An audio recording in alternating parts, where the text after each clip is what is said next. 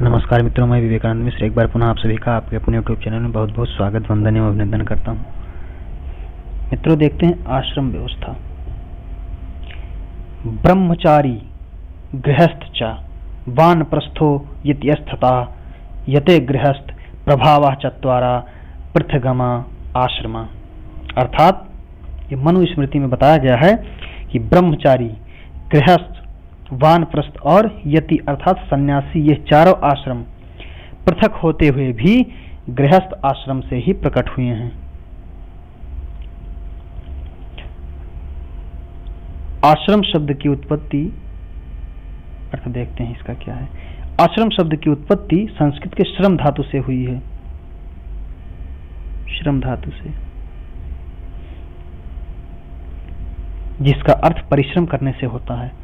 आश्रम के साथ श्रम शब्द जुड़ने से दो अर्थ निकलते हैं। एक तो वह स्थान जहां श्रम किया जाता है और दूसरा श्रम करने का कार्य और विश्राम करने का स्थान।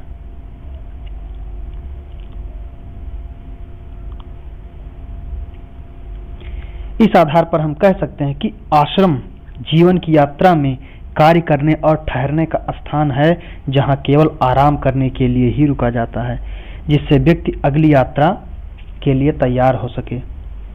भारतीय ऋषियों ने जीवन की यात्रा को 4 भागों में बांटा है।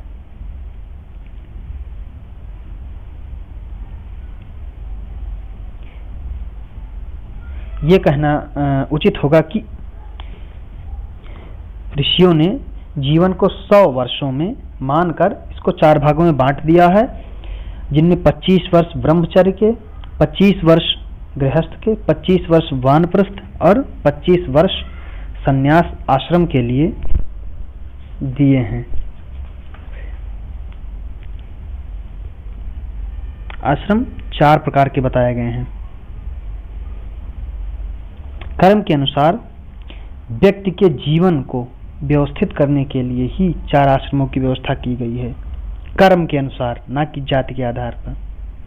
कर्म के अनुसार व्यक्ति के जीवन को व्यवस्थित करने के लिए 4 आश्रमों की व्यवस्था की गई है। वो 4 आश्रम कौन कौन से हैं? ब्रह्मचर्य, गृहस्थ, वानप्रस्थ और सन्यास।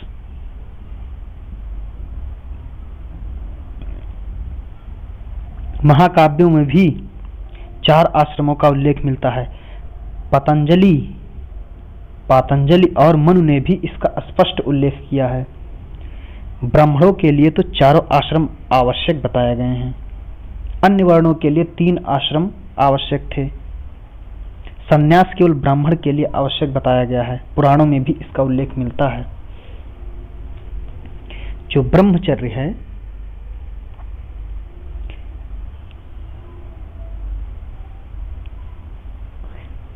धर्म में गहरी रुचि उत्पन्न करना, ये ब्रह्मचर्य का प्रमुख लक्ष्य है। ये तपस्या और संयम का स्थल है। ब्रह्मचर्य 2 शब्दों से, ब्रह्म और चर्य से बना है, जिनमें ब्रह्म का अर्थ वेद या महान और चर्य का अर्थ विचरण करना है। अर्थात ब्रह्म के मार्ग पर चलना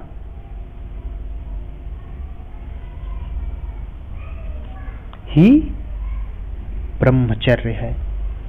ब्रह्मचर्य में केवल इंद्रिय संयम ही नहीं, वेदाध्ययन भी बताया गया है। ब्रह्म और वेद में घनिष्ठ संबंध है। ब्रह्म वेद इति श्रुते, ऐसा कहा गया है।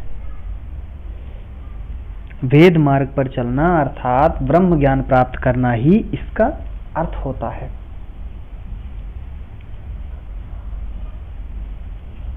ब्रह्मचर्य आश्रम में रहने वाला ब्रह्मचारी भीतर बाहर से शुद्धि करता है और व्रत नियमों का पालन करते हुए संयम और शुद्धता के साथ मन को वश में करता है।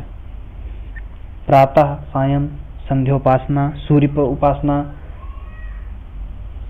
अग्निहोत्र द्वारा अग्नि की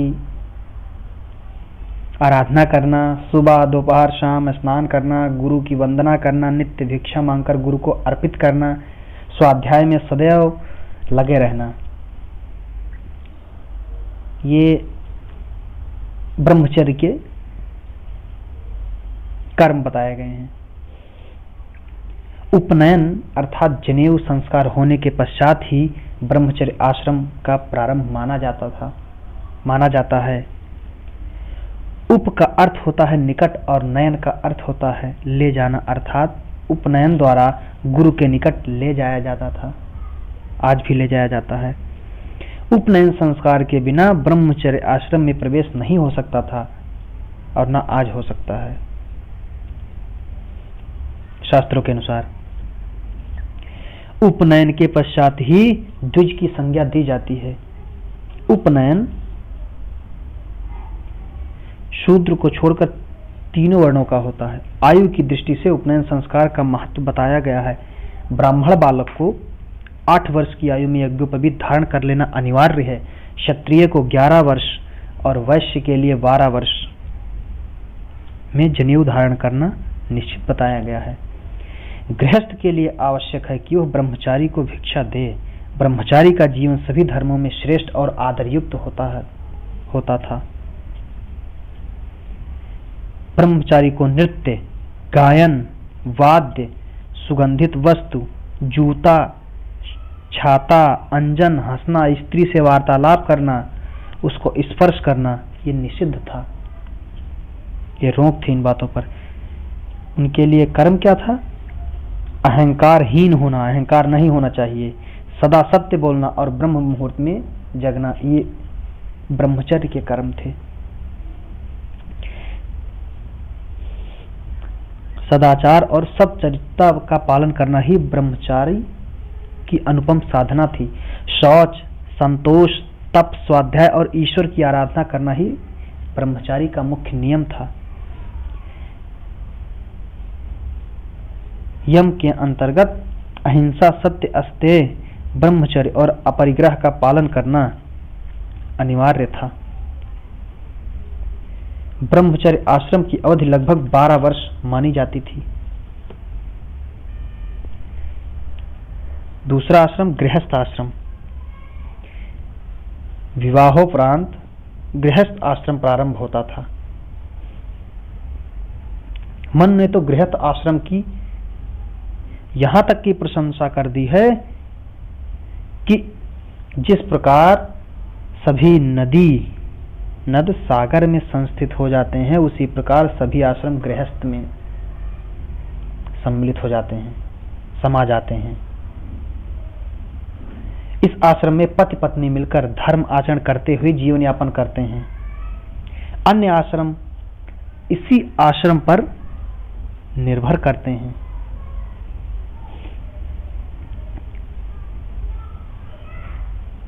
इस आश्रम को ज्येष्ठ और श्रेष्ठ आश्रम कहा जाता है। व्यास ने तो यहां तक कह दिया है कि गृहस्थ में यानी गृहस्थ को गृह में ही सभी तीर्थों का फल प्राप्त हो जाता है। इसी से गृहस्थ के सभी पाप धुल जाते हैं। इस आश्रम की तुलना मां से की गई है। जिस प्रकार मां संतान का पालन करती है, उसी प्रकार गृहस्थ आश्रम सभी आश्रमों का पालन करता है। इसी आश्रम में पितरों, अतिथियों और देवताओं के लिए यज्ञों और पिंड आदि का आयोजन होता है तथा धर्म, अर्थ, काम और पुरुषार्थ की सिद्धि होती है। इस आश्रम में सामाजिक, आर्थिक, धार्मिक, व्यक्तिगत, नैतिक आदि कर्मों का निर्वहन हो जाता है। दान, यज्ञ, सब प्राणियों की सेवा इसी आश्रम से होती है। मनु के अनुसार 10 धर्मों के लक्षणों का पालन करना यहीं से सीखता है व्यक्ति। 10 धर्म के जो 10 लक्षण हैं, उनका पालन इसी आश्रम से होता है। इसी आश्रम से, गृहस्थ से ही। धर्म के 10 लक्षण कौन कौन से हैं?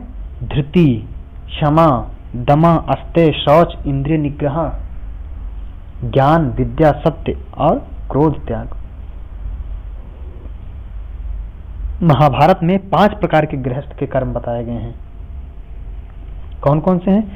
दूसरी स्त्री के साथ संपर्क न करना, घर और पत्नी की रक्षा करना, बिना दी गई वस्तु ना लेना और मद्यपान ना करना, यानी मदिरा न ग्रहण करना, मांस न ग्रहण करना।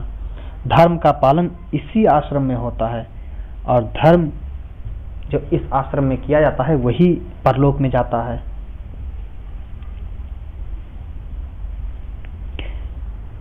मनु ने कहा है कि बिना देव ऋण, ऋषि ऋण और पितृ ऋण चुकाए मनुष्य मोक्ष की प्राप्ति नहीं कर सकता।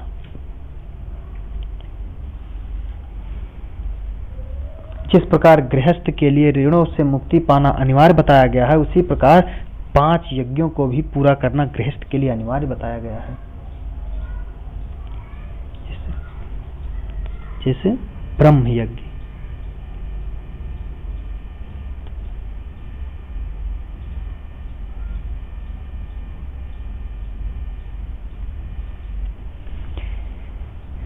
ब्रह्म यज्ञ, इस यज्ञ द्वारा ऋषियों के प्रति श्रद्धा व्यक्त की जाती है और ऋषियों को याद करते हुए वेद मंत्रों का पाठ करते हुए उनके प्रति श्रद्धा अर्पित की जाती है। आपस्तंभ सूत्र में इस यज्ञ का विवरण दिया गया है। आपस्तंभ सूत्र में पितृ ऋण,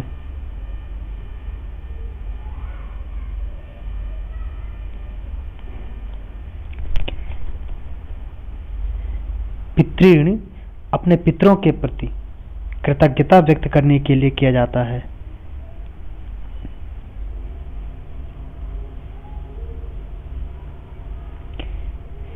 पितृ ऋण से मुक्ति पाने के लिए पिंड दान, तर्पण आदि किया जाता है। श्राद्ध कर्म भी पितृयज्ञ का महान कर्म बताया गया है। तीसरा देव यज्ञ,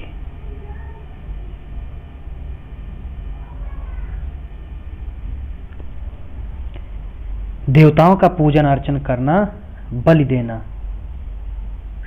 अग्नि पूजा द्वारा संपन्न किया जाना, मतलब अग्नि पूजा द्वारा संपन्न किया जाता था।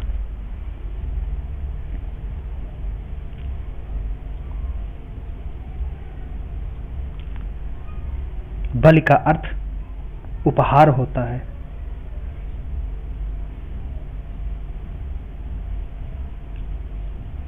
मन ने कहा है कि निष्ठा पूर्वक अग्नि में आहुति सूर्य को प्राप्त होती है। सूर्य से वृष्टि, वृष्टि से अन्न और अन्न से प्रजा होती है। यज्ञ में पत्नी का होना आवश्यक होता है, अतः गृहस्थ को विवाह करना आवश्यक है। अगला भूत यज्ञ,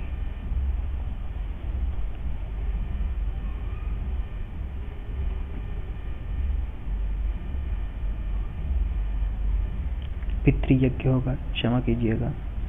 भूत यज्ञ विघ्नकारी और अनिष्टकारी प्रेतात्माओं के संतोष के लिए भूत यज्ञ किया जाता है। और अंतिम नृयज्ञ,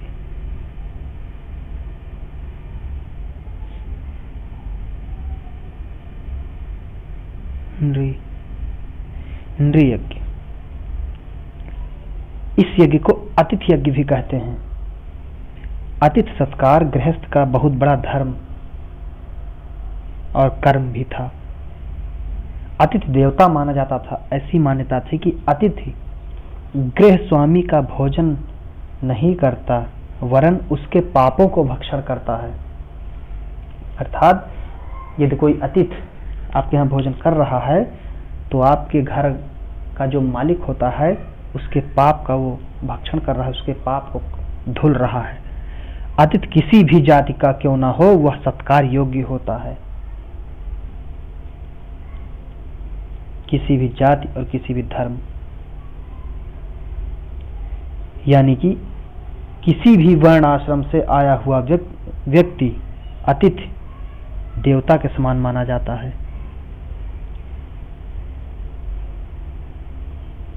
इन 5 यज्ञों का महत्व तो ये है कि लोग परिवार, समाज, संस्कृति तथा धर्म के प्रति श्रद्धा व्यक्त करें। तीसरा आश्रम वानप्रस्थ का है। वानप्रस्थ आश्रम में बताया गया है कि गृहस्थ आश्रम के संपूर्ण कर्तव्यों को पूरा करने के बाद गृहस्थ वानप्रस्थ में प्रवेश करता था और संसार के मोह बंधन को त्याग कर वन की ओर प्रस्थान करना ही वानप्रस्थ कहलाता है।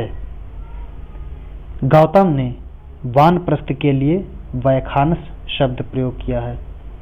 उनके मत के अनुसार वैखानस शास्त्र के नियमों का पालन करने वाला वानप्रस्थी है। मनु का निर्देश है कि जब गृहस्थ के सिर के बाल सफेद हो जाएं, पौत्र हो जाएं, झुर्रियां पड़ जाएं तो उसे वन की ओर चले जाना चाहिए।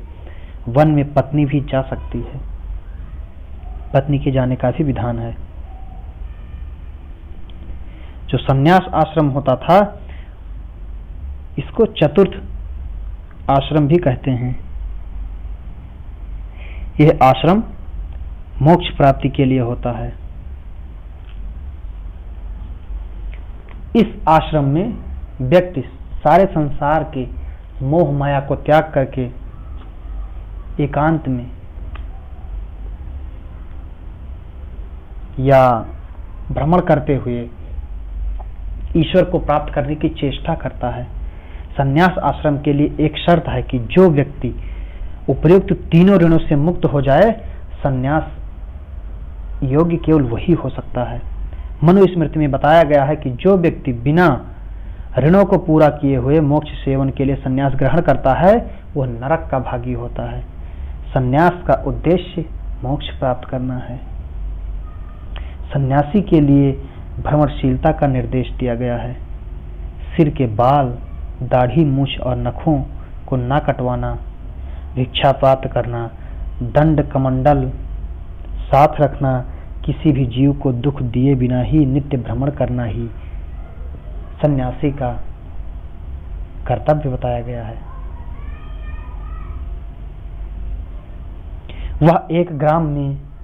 सन्यासी एक ग्राम में एक रात्रि ही विश्राम कर सकता है, एक नगर में 5 रात्रि से अधिक विश्राम नहीं कर सकता।